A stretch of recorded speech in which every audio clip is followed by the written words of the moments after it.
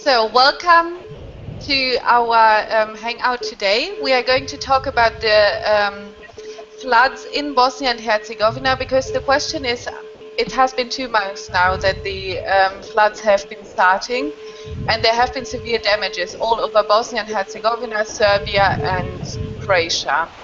So I would like to invite actually the two of you to tell us a little bit more about it. For that, I would like to ask you to introduce yourself first. So I'm giving the floor now to Franzi. Yeah, hi, my name is Franzi. I'm 19 years old and recently volunteering for SHL in Bosnia and Herzegovina in a smaller town called Bijeljina, which was affected by the floods and which was always named when it came to the floods for the media. Yeah, and I'm volunteering there. I'm working for a Roma NGO. Thank you very much, Franzi. Now I would like us to Mili to introduce himself. My name is Mili. I work as a coordinator for the Academy of Young Leaders in Civil Society for the SHL Foundation in Sarajevo, and have been active in field work during floods that struck Bosnia this year. Thank you. So now I would like to ask you, how did you experience the first days of the floods? How did it all happen, and what was the situation like directly in the first days? Mili, could you?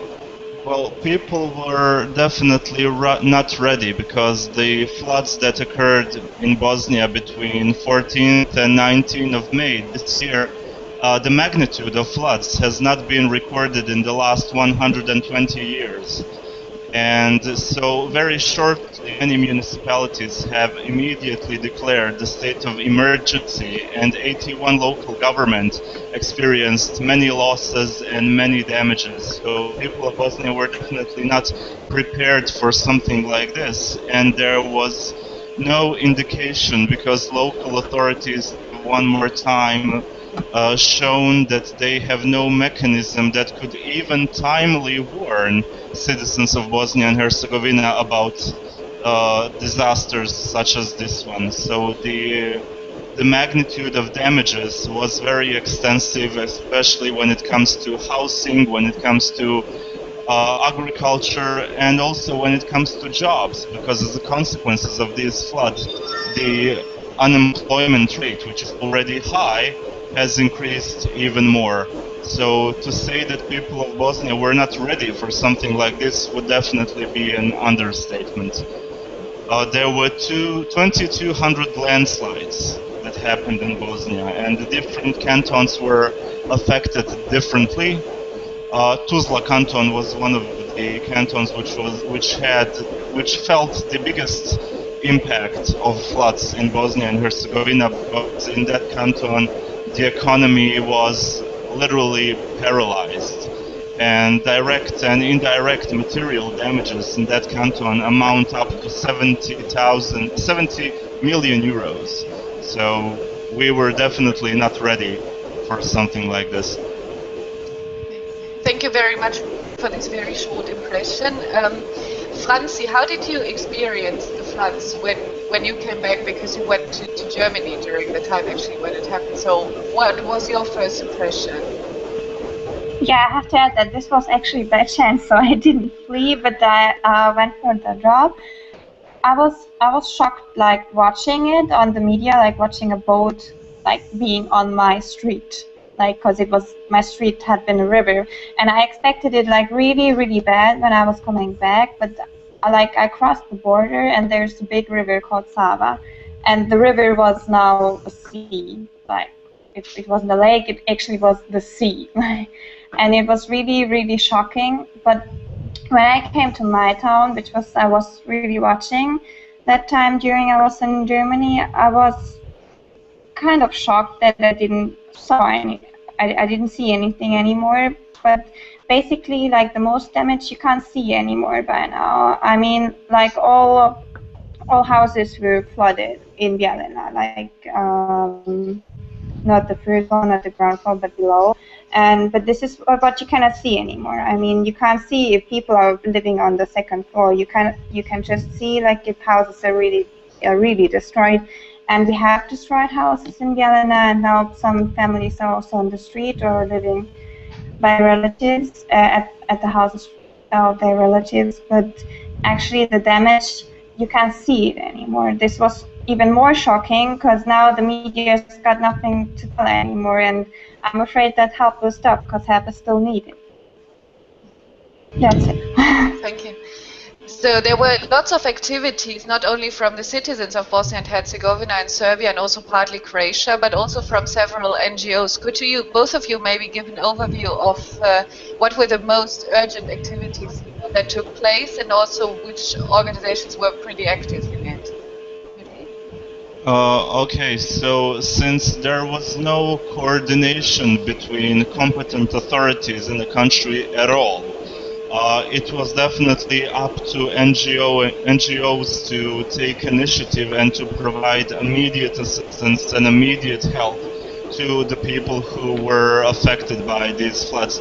I would just like to mention a couple of organizations whose work and dedication really made a difference and helped out other people. I would like to mention Kult, who worked and still is working on rebuilding people's houses which were devastated and which were tumbled down during the floods, which is very important because it's crucial to provide people with housing before the winter comes. Because what's going to happen if that doesn't happen, this natural disaster is also going to become a social problem. So Kult is one of the organizations which is really doing their best and providing housing and rebuilding the houses. Mosaic Foundation also, they did a wonderful job in rebuilding school, and they also rebuilt a library in Maglaj. I don't know, I would like to CPCD. CPCD is an NGO who did an incredible job. They were collecting humanitarian aid, food, water, and I think they are still doing it because they are one of the rare NGOs who are aware that there is still a need for assistance in those areas that were flooded. So they are still, even today, providing food and all the necessary equipment to the people in the flooded areas.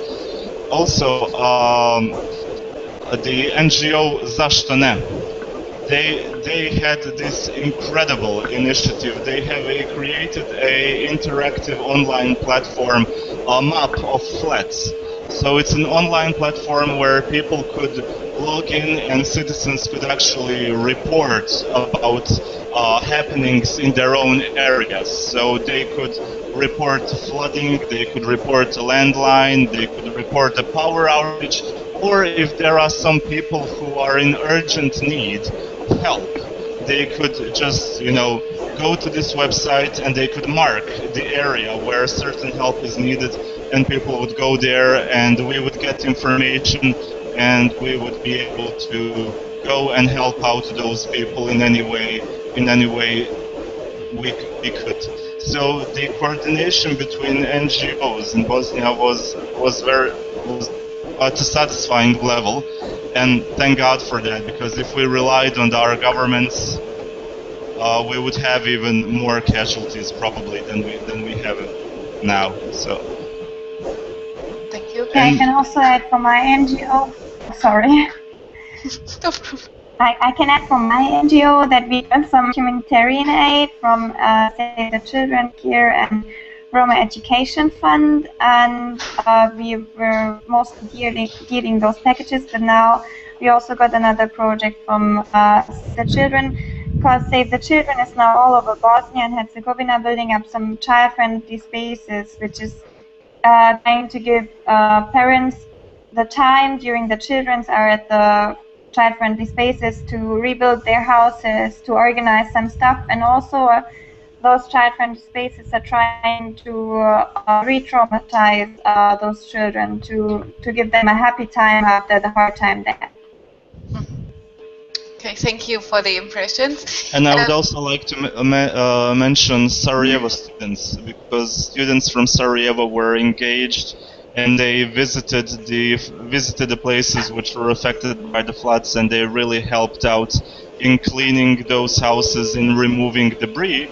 And also special thanks to Pomozi Ba, who provided a lot of help, a lot of food and supplies to people in need. Thank you. So what do you say would be the most, where is still help needed in most of the cases? So have there been any more landslides in the subsequent time to the floods, or have there been, what also, for example, another question which raised a lot of media attention in Germany was what has been happening to the mines in Bosnia and Herzegovina? Mili, would you like to do the... Yeah, that was also one of the factors that worried many people here, because many mines which were left over from the previous war were actually removed by the floods to the areas which have been mine-free, right? So it's created a lot of tension because people who were entering those areas and people who came to Bosnia and Herzegovina to provide assistance, they were facing the danger of hitting one of those mines because they were probably all over the place. So the issue is still very active, and it's definitely something that we are going to have to deal with as soon as possible, because there has been a lot of flow. Water has taken things everywhere. So those mines could be in the areas which are not marked as the areas where you can find landmines. Thank you. Franzi, what do you think are still like the most important fields where assistance and help is needed now in the near future? Well, that's a hard question because basically help in Bosnia is always needed.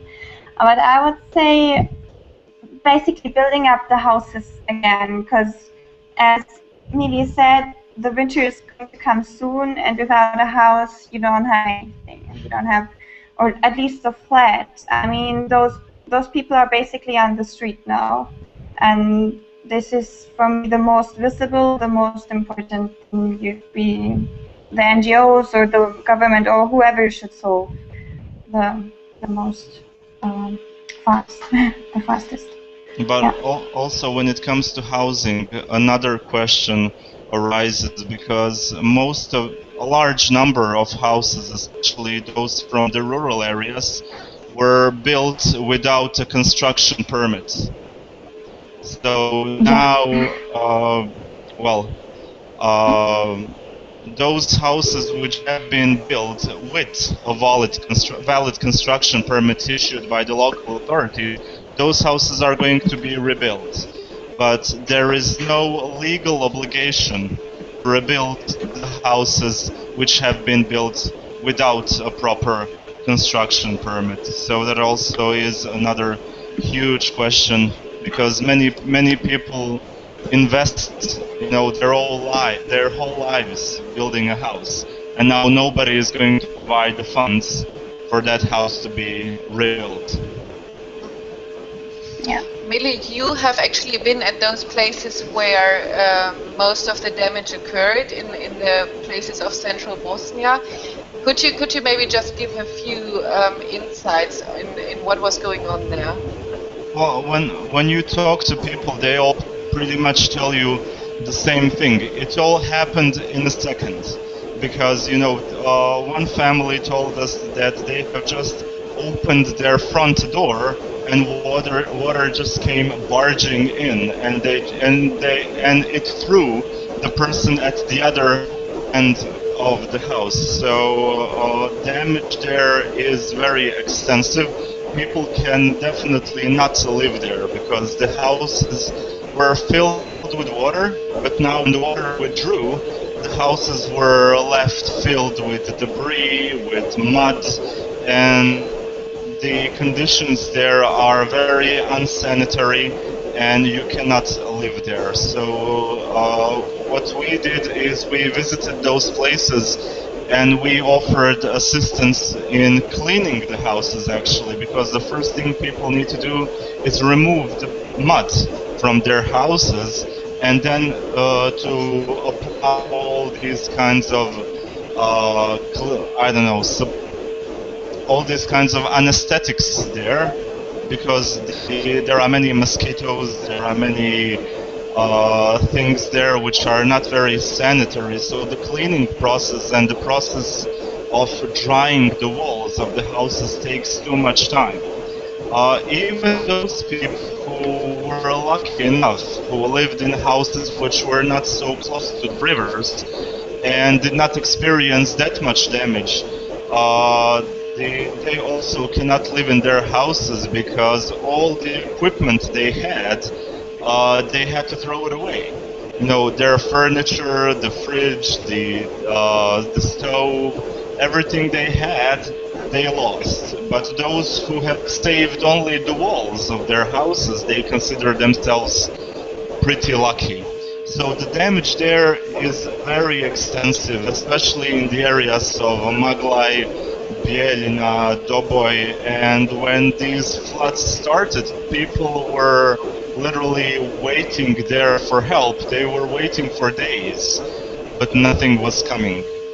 So it's a very difficult situation for people who used to live there, and this only proves one more time that the competent authorities in Bosnia and Herzegovina were not able and were not ready to provide adequate protection to its citizens. It only goes on to show that there is no proper system of coordination within a civil protection, and it also proves that in years nothing has been done to establish that system which could provide a proper protection to the citizens of Bosnia and Herzegovina during catastrophes such as this one.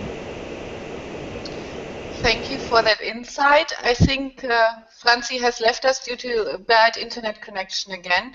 So, Mili, are you aware maybe of any other initiatives which have been recently started in order to help the areas and especially also the people who suffered from the floods?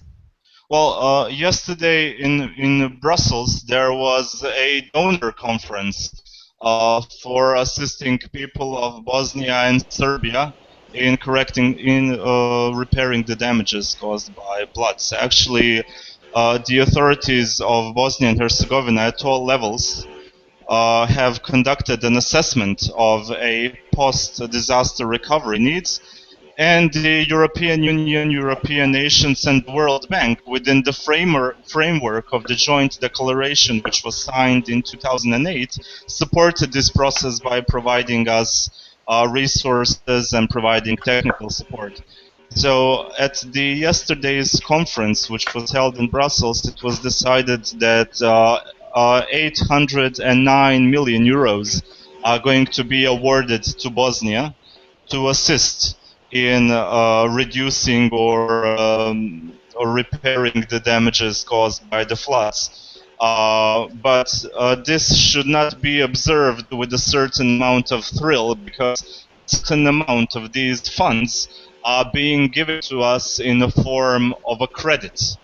So Bosnia is going to have to be, repaying another debt, and the other part of the funds which is being awarded to us has already been awarded to Bosnia before, but now it's only being redirected for the purpose of the floods. Also, during yesterday's conference, both Bosnia and Serbia have been invited and actually encouraged to join the EU civil protection mechanisms, because that would allow them to adopt all the best practices which have been developed so far by the European Union civil protection.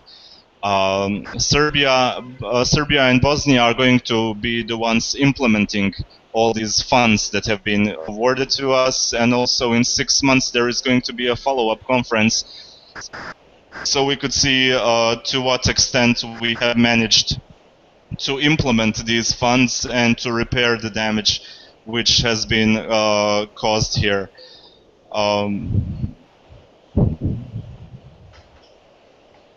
As I can hear, you're kind of skeptical of the conference yesterday. Franzi, do you have any examples of initiatives that were taken? Okay, Franzi has left again. No, so Mili, are there still like? Oh no, she's back again. Sorry for my back. Is there still like a huge solidarity among the citizens? Are they still helping each other? Because I think that was one of the most important and interesting phenomenon actually of the floods coming up. Was that a question for me? Yes. Yeah.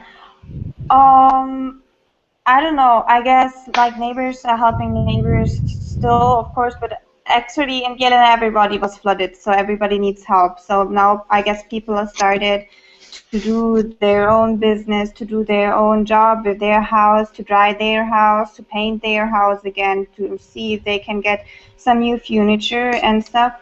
But recently we have that child-friendly space project I told you, and we actually do have some volunteers passing by and really helping to make that place a great place for those children. So I guess it's normal that the help got less and less because of course there's now less and less to do, but still there. I mean in Bijeljina, I'm speaking from Bijeljina because I saw Mili's face, and but still some help is provided. I would say it like that.